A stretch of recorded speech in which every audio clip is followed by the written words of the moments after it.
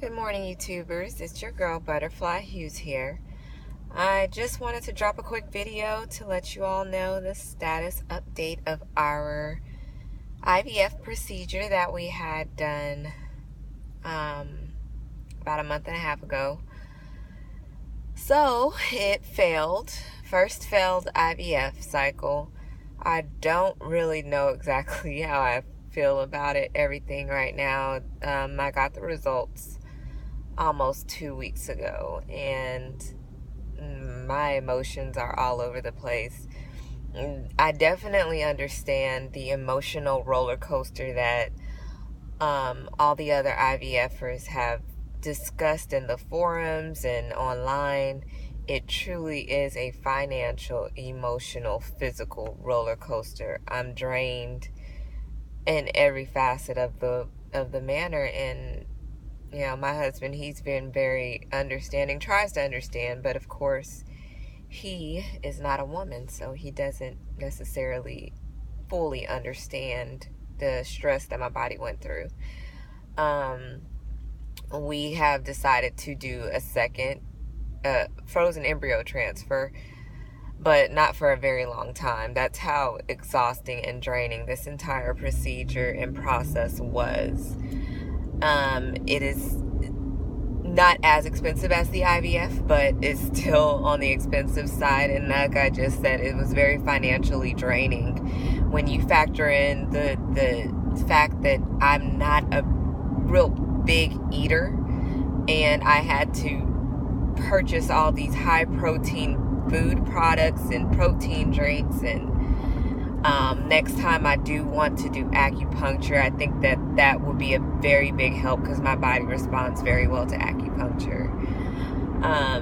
But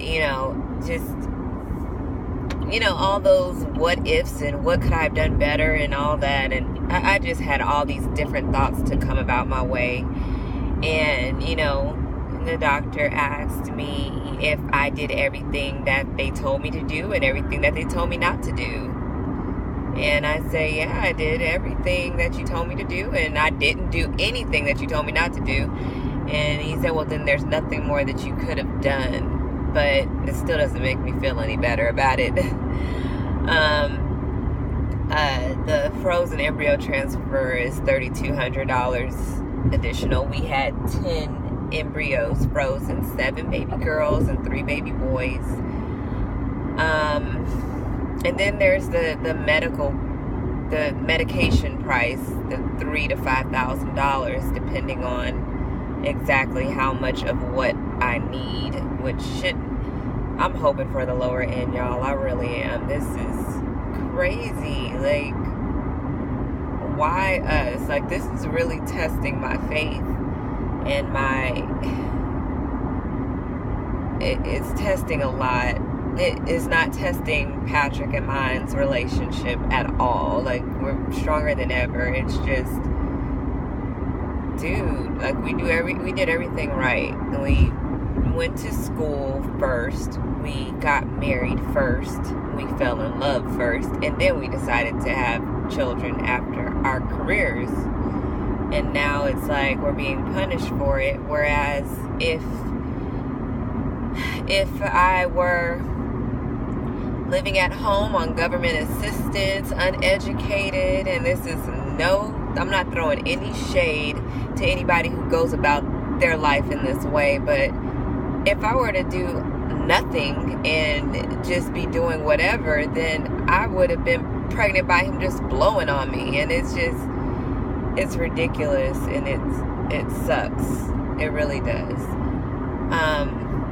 A couple of things I wish that someone would have told me before going through IVF was, of course, the high protein impact and the progesterone side effects. Oh my God, the progesterone side effects, they mimic pregnancy symptoms, 1. 2, sex has become very painful, like even more painful than when I had my virginity taken. Like, it's crazy. I cried the first couple times that we did it. It's like, what the fuck? It's part of my language. So there was that.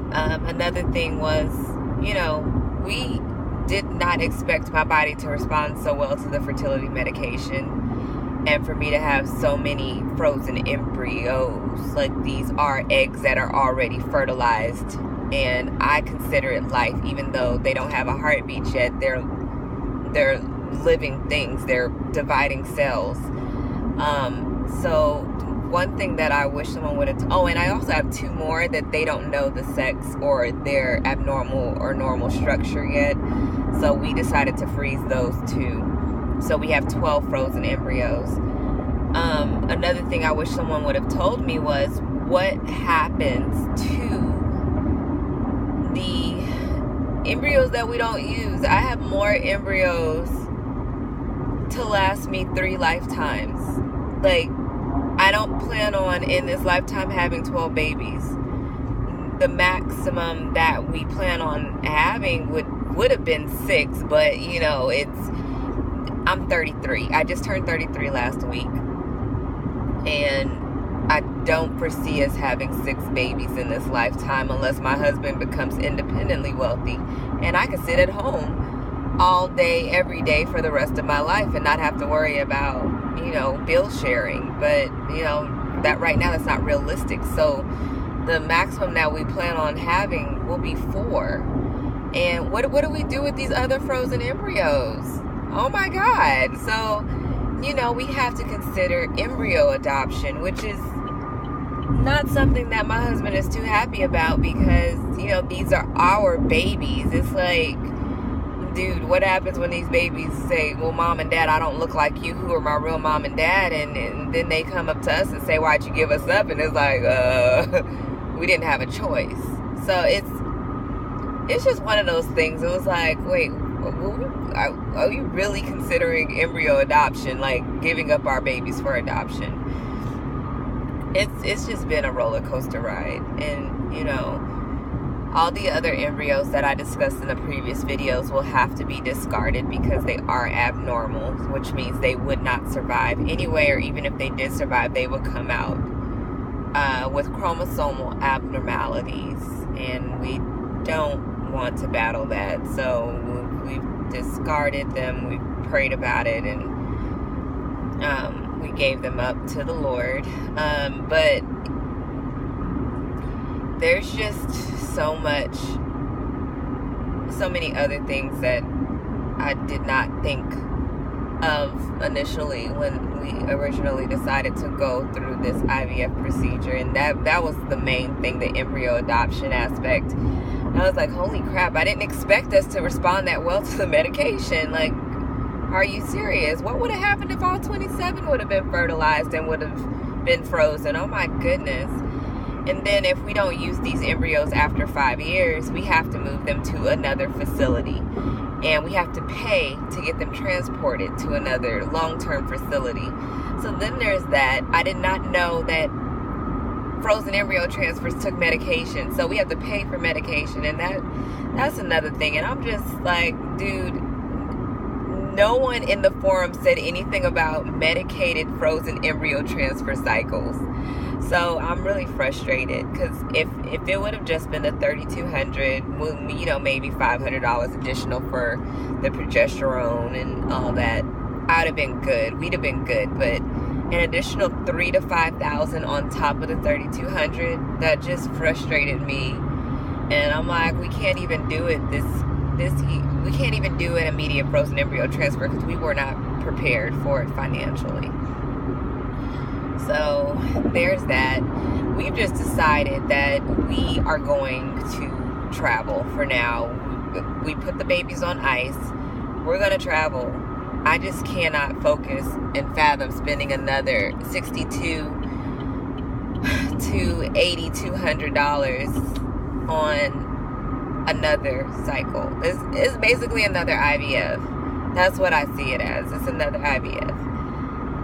But, long story short, I am glad that we experienced this and we had this opportunity, but it doesn't make me feel any better because our first cycle did fail. The doctor is fully confident that the next cycle we will be able to that we will be successful, seeing as how we know that these embryos are normal and my lining was really good. He said there's nothing more that we could have done. He said he truly believes that that was one of the abnormal embryos. So it's just been an emotional roller coaster, one thing after the other, but I'm here. We're here. We're doing great. My husband has been very, very supportive.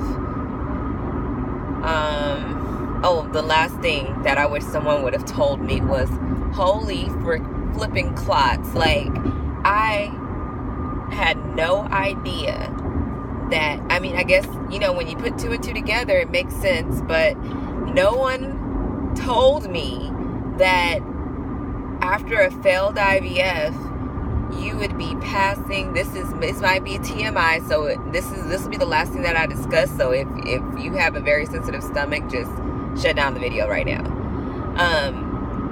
No one told me that after a failed IVF, you would have the most painful, most heaviest, bloodiest cycle of your life. Like, oh my God, I woke up crying so many nights. I couldn't sit still. In the daytimes, I had to take days off. My husband had to take me for long walks because that was the only thing that eased the pain from these cycles. Midol didn't work. Nothing worked. Like, nothing except walking. So we went for multiple walks in a day. And just you could literally feel the large clots, like the size of golf balls, passing through you, and it was so uncomfortably disgusting. I'm like, why didn't nobody talks about these things? Why not? Ladies, why have you not said this when you discuss your failed IVF? So I've been watching videos and no one discusses the gory part. So I just wanted to put that out there. If you have a failed IVF and you're a normal 4 to 7 day cycle person with maybe one heavy day, but not so heavy because you're not a heavy bleeder, and I never really experienced cramps. So ever since I started acupuncture back 2 years ago, I don't experience any cramps. So this was like mind-boggling. Oh my goodness. So I just wanted to put that out there. You will, if your first IVF fails, you will experience major cramping. And I'm just like baffled. Major cramping and major bleeding. I went through a whole pack of pads, an entire pack. The maximum I go through is maybe 2/3, about 2/3, 3/4 of a pack. But yeah, it's crazy.